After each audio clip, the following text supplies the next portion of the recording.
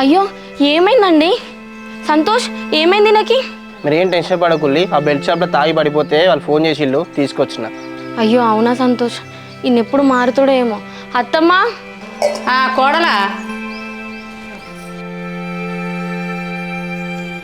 చూసిండు అత్తమ్మ, ఆయన తాగి బెల్ట్ షాప్లో పడిపోతే సంతోష్ తీసుకొని ఇంటికి వచ్చిండు. ఏం కాలే అమ్మ, మీరేం టెన్షన్ పడకుల్లి. లేచినాక ఇంత అది అన్నం తినిపియాలి. అట్లా కాదు బిడ్డ, మేమన్నా అంటానమ్మా? వాడి ఇంటికాడ ఎంత తాగినా మేమేమంటలేము. ఇంకా తాగి ఆ బెల్ట్ షాపులో అంటే ఎట్టుంటుంది చెప్పు, ఇజ్జది పోదా? ఏమవుతుంది అమ్మ, ఇప్పుడు మనం ఏమనుకుల్లి, వాడే కొంచెం కొంచెం మారుతాడు.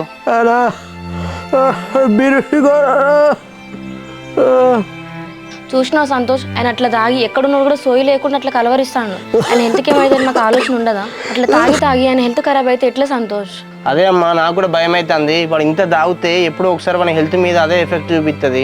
అట్లాగా సంతోష్, ఆయన కొట్టినా తిట్టినా ఏం చేసినా పడతానా? ఎందుకు పడతానో తెలుసా? ఆయన ఎప్పుడైనా మారుతాడని. ఆయన మారుతాడు అనుకుంటాను కానీ నాకు అసలు నమ్మకమే లేదు తెలుసా. రోజు రోజుకి ఎక్కువే చేస్తాడు. వాళ్ళు లేచుగా నాకు ఫోన్ చేయాలి, ఇంటికి వచ్చి గట్టిగా వార్నింగ్ ఇస్తా.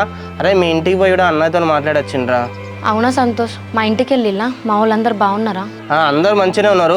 మీ కూడా నలుగురు పెద్ద మనుషులు తీసుకొచ్చి ఇంటికి వచ్చి మాట్లాడుతారంటే నేనే నచ్చేపి వద్దన్నా. అవునా సంతోష్? ఈయనేమో ఇట్లా, వాళ్ళేమో నాకు రోజు రోజుకి ఏమైపోతున్నా అని చాలా భయపడుతున్నారు.